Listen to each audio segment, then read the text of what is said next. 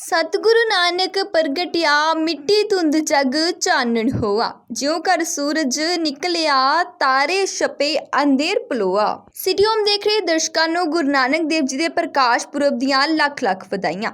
श्री गुरु नानक देव जी के 553वें प्रकाश पुरब समागम च प्रधानमंत्री नरेंद्र मोदी ने शिरकत की। प्रधानमंत्री नरेंद्र मोदी श्री गुरु नानक देव जी के 553वें प्रकाश पुरब मौके करवाए जा रहे समागम विच पहुंचे। यह समागम कौमी घट गिनती कमीशन के चेयरमैन इकबाल सिंह लालपुरा की दिल्ली के लोधी स्टेट स्थित रिहाइश से करवाया गया। इस समागम दौरान प्रधानमंत्री नरेंद्र मोदी ने जिथे मत्था टेकिया तो उत्थे ही उन्होंने संगतां नूं संबोधन भी किया। इस दौरान उन्होंने पंजाब अते सिख धर्म का देश नूं दिते योगदान का जिक्र किया अते श्री गुरु नानक देव जी के दसे रस्ते च चलण की प्रेरणा भी दी। इस दौरान पीएम मोदी ने गुरबाणी की महत्ता बारे दस्सिया ते गुरु नानक देव जी ਦੀਆਂ ਸਿੱਖਿਆਵਾਂ ਦਾ ਗੁਣਗਾਨ ਕੀਤਾ। ਇਸ ਦੇ ਨਾਲ ਹੀ ਪ੍ਰਧਾਨਮੰਤਰੀ ਨਰਿੰਦਰ ਮੋਦੀ ਨੇ ਆਜ਼ਾਦੀ ਦਾ ਮਹਾਉਤਸਵ ਦਾ ਵੀ ਜ਼ਿਕਰ ਕੀਤਾ।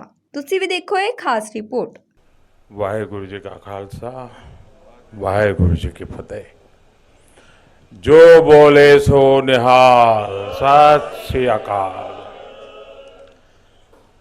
गुरु पर्व के पवित्र पर्व के इस आयोजन पर हमारे साथ उपस्थित सरकार में मेरे सहयोगी श्री हरदीप सिंह पुरी जी, श्री जॉन बारला जी, राष्ट्रीय अल्पसंख्यक आयोग के चेयरमैन श्री लालपुरा जी, सिंह साहब भाई रंजीत सिंह जी, श्री हरमत सिंह कालका जी और सभी भाइयों बहनों, मैं आप सभी को और सभी देशवासियों को गुरु पर्व की, प्रकाश पर्व की ढेर सारी शुभकामनाएं देता हूं। आज ही देश में देव दीपावली भी मनाई जा रही है। विशेषकर काशी में बहुत भव्य आयोजन हो रहा है। लाखों दियों से देवी देवताओं का स्वागत किया जा रहा है। मैं देव दीपावली की भी हार्दिक शुभकामनाएं देता हूं। साथियों, आप सभी को पता है कि कार्यकर्ता के तौर पर मैंने काफी लंबा समय पंजाब की धरती पर बिताया है और उस दौरान मुझे कई बार गुरु पर्व पर अमृतसर में हरमिंदर साहब के सामने मत्था टेकने का सौभाग्य मिला है। अब मैं सरकार में हूं तो इसे भी मैं अपना और अपनी सरकार का बहुत बड़ा सौभाग्य मानता हूं कि गुरुओं के इतने अहम प्रकाश पर्व हमारी ही सरकार के दौरान आए। हमें गुरु गोविंद सिंह जी के 350वें प्रकाश पर्व मनाने का सौभाग्य मिला। हमें गुरु तेग बहादुर जी के 400वां प्रकाश पर्व मनाने का सौभाग्य मिला। और जैसा अभी बताया गया, लाल किले पर तो बहुत एक ऐतिहासिक और पूरे विश्व के एक संदेश देने वाला कार्यक्रम था। 3 साल पहले हमने गुरु नानक देव जी का 550वां प्रकाशोत्सव भी पूरे उल्लास से देश और विदेश में मनाया है। साथियों, इन विशेष अवसरों पर देश को अपने गुरुओं का जो आशीर्वाद मिला, उनकी जो प्रेरणा मिली, वो नए भारत के निर्माण की ऊर्जा बढ़ा रही है। आज जब हम गुरु नानक देव जी का 553वां प्रकाश पर्व मना रहे हैं तो ये भी देख रहे हैं कि इन वर्षों में गुरु आशीर्वाद से देश ने कितनी ऐतिहासिक उपलब्धियां हासिल की है। साथियों, प्रकाश पर्व का जो बोध सिख परंपरा में रहा है, जो महत्व रहा है, आज देश भी उसी तन्मयता से कर्तव्य और सेवा परंपरा को आगे बढ़ा रहा है। हर प्रकाश पर्व का प्रकाश देश के लिए प्रेरणा पुंज का काम कर रहा है। ये मेरा सौभाग्य है कि मुझे लगातार इन अलौकिक आयोजनों का हिस्सा बनने का, सेवा में सहभागी होने का अवसर मिलता रहा है। गुरु ग्रंथ साहब को शीश नवाने का ये सुख मिलता रहे, गुरुबानी का अमृत कानों में पड़ता रहे और लंगर के प्रसाद का आनंद आता रहे, इससे जीवन के संतोष की अनुभूति भी मिलती रहती है और देश के लिए, समाज के लिए समर्पित भाव से निरंतर काम करने की ऊर्जा भी अक्षय बनी रहती है। इस कृपा के लिए गुरु नानक देव जी और हमारे सभी गुरुओं के चरणों में जितनी बार भी नमन करूं वो कम ही होगा।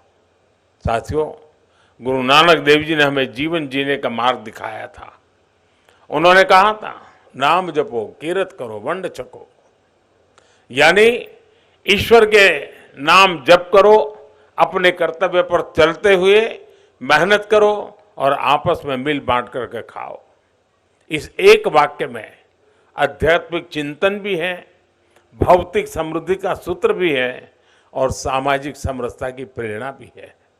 आज आजादी के अमृत काल में देश इसी गुरु मंत्र पर चलकर 130 करोड़ भारतवासियों के जीवन कल्याण की भावना से आगे बढ़ रहा है।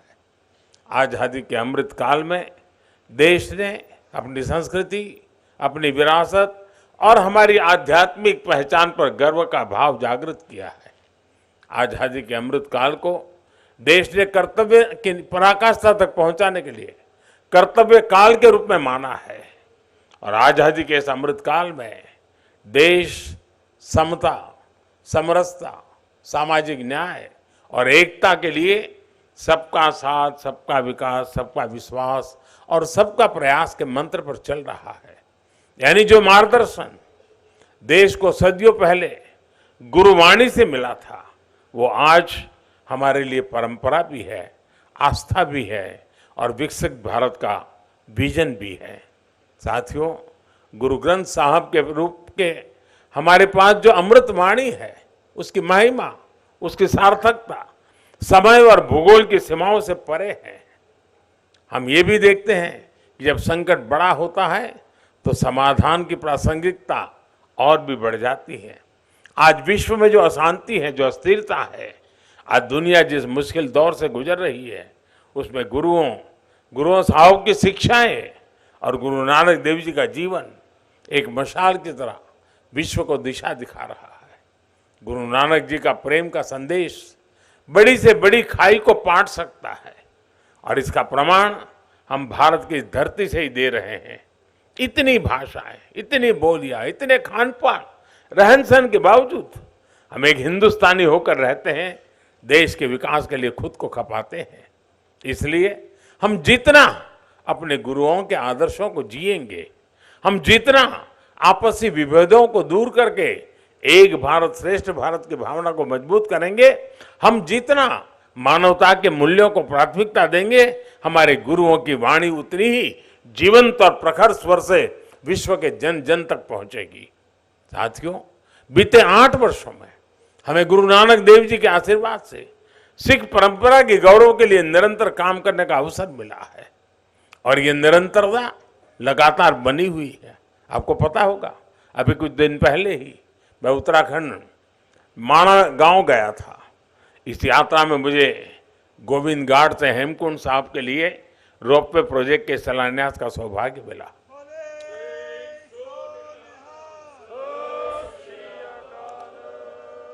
इसी तरह अभी दिल्ली ऊना वंदे भारत एक्सप्रेस की शुरुआत भी हुई है। इससे आनंदपुर साहब जाने वाले श्रद्धालुओं के लिए एक नई आधुनिक सुविधा शुरू हुई है।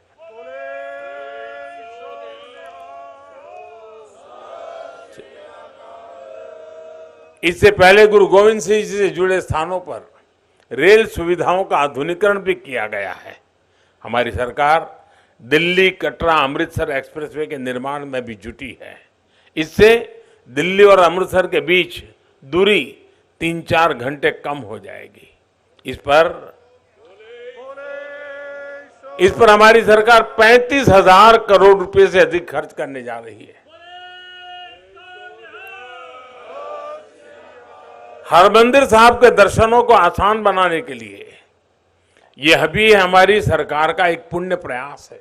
और साथियों, ये कार्य केवल सुविधा और पर्यटन की संभावनाओं का विषय नहीं है, इसमें हमारे तीर्थों की ऊर्जा, सिख परंपरा की विरासत और एक व्यापक बोध भी जुड़ा है। ये बोध सेवा का है, ये बोध स्नेह का है, ये बोध अपनेपन का है, ये बहुत श्रद्धा का है। मेरे लिए शब्दों में बताना कठिन है। जब दशकों के इंतजार के बाद करतारपुर साहिब कॉरिडोर खुला था, हमारा प्रयास रहा है कि सिख परंपराओं को सशक्त करते रहें, सिख विरासत को सशक्त करते रहें। आप भली भांति जानते हैं कि कुछ समय पहले अफगानिस्तान में किस तरह हालात बिगड़े थे। वहां हिंदू सिख परिवारों को वापस लाने के लिए हमने अभियान चलाया। गुरु ग्रंथ साहब के स्वरूपों को भी हम सुरक्षित लेकर आए। 26 दिसंबर को गुरु गोविंद सिंह जी के साहबजादों के महान बलिदान की स्मृति में वीर बाल दिवस मनाने की शुरुआत भी देश ने की है। देश के कोने कोने में भारत की आज की पीढ़ी, भारत की आने वाली पीढ़ियों ये जाने तो सही कि इस महान धरती की क्या परंपरा रही है। जिस धरती पर हमने जन्म लिया, जो हमारी मातृभूमि है, उसके लिए साहबजादों जैसा बलिदान देना कर्तव्य की वो पराकाष्ठा है जो पूरे विश्व इतिहास में भी कम ही मिलेगी। साथियों, विभाजन के हमारे पंजाब के लोगों ने, हमारे देश के लोगों ने जो बलिदान दिया, उसकी स्मृति में देश ने विभाजन विभीषिका स्मृति दिवस की शुरुआत भी की है। विभाजन के शिकार हिंदू सिख परिवारों के लिए हमने सीएए कानून बनाकर उन्हें नागरिकता देने का भी एक मार्ग बनाने का प्रयास किया है। अभी आपने देखा होगा, गुजरात ने विदेश में पीड़ित और प्रताड़ित सिख परिवारों को नागरिकता देकर उन्हें एहसास दिलाया है कि दुनिया में सिख कहीं भी हैं, भारत उसका अपना घर है।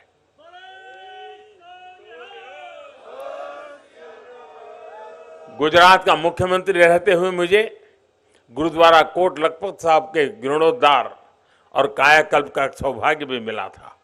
साथियों, इन सभी कार्यों की निरंतरता के मूल में गुरु नानक देव जी के दिखाए मार्ग की कृतज्ञता है। इस निरंतरता के मूल में गुरु अर्जुन देव और गुरु गोविंद सिंह के असीम बलिदानों का ऋण है, जिसे पग पग पर चुकाना देश का कर्तव्य है। मुझे विश्वास है गुरुओं की कृपा से भारत अपनी सिख परंपरा के गौरव को बढ़ाता रहेगा और प्रगति के पथ पर आगे बढ़ता रहेगा। इसी भावना के साथ मैं एक बार फिर गुरु चरणों में नमन करता हूं। एक बार फिर आप सभी को, सभी देशवासियों को गुरु पर्व की अनेक अनेक शुभकामनाएं देता हूं। बहुत बहुत धन्यवाद।